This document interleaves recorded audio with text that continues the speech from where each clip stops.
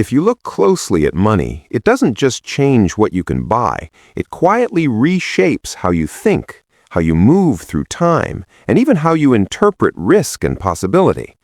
Net worth is not only a number on paper, it behaves more like a psychological environment that you live inside. And as that number shifts, the world around you seems to subtly reorganize itself.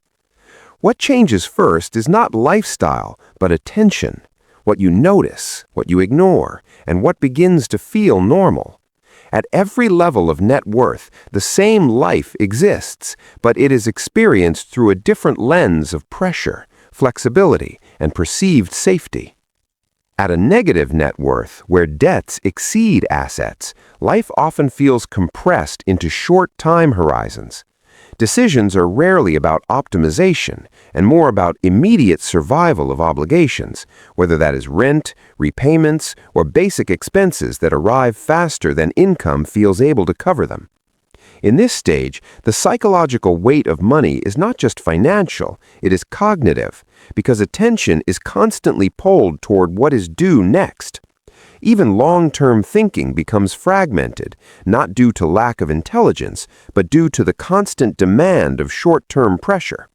In this environment, money is not a tool yet. It is more like a recurring constraint that defines what cannot be done. As net worth moves toward zero and slightly above, a subtle shift begins. The absence of immediate debt pressure can create the first sense of breathing room, even if income is still unstable. In this range, people often start to experience money as something they can begin to organize rather than only respond to. Small savings feel meaningful, not because of their size, but because they introduce the idea of control. The mind starts experimenting with delay, choosing not to spend immediately, and this delay is one of the earliest forms of financial structure. However, volatility still dominates this stage, so confidence in the future remains fragile and easily disrupted by unexpected expenses. Between roughly $10,000 and $100,000 in net worth, behavior often becomes more strategic, even if income itself hasn't changed dramatically. The key shift here is not wealth, but predictability. Small buffers reduce emotional reactivity to financial shocks. At this stage, people often begin to notice patterns in their spending, subscriptions, habits, and recurring leaks of money that previously went unnoticed. The interesting psychological change is that money starts to feel accumulative rather than purely consumptive. Each decision is no longer isolated, it is now compared against a growing internal sense of future self, even if that future is still relatively near.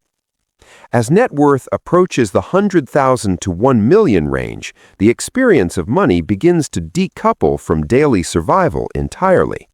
Decisions become less about whether something is possible and more about whether it is efficient or aligned with longer time horizons.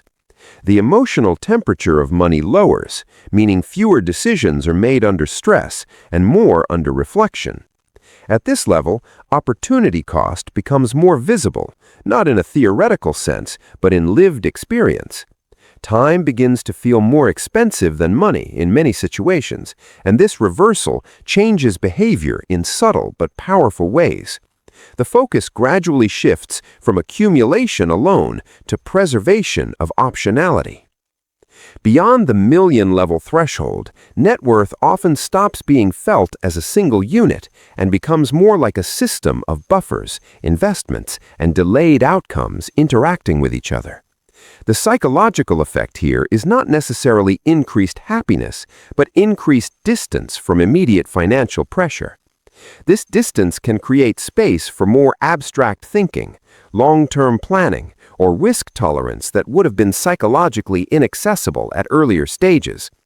However, it also introduces a new complexity, where decisions are less about necessity and more about structure, legacy, and maintenance.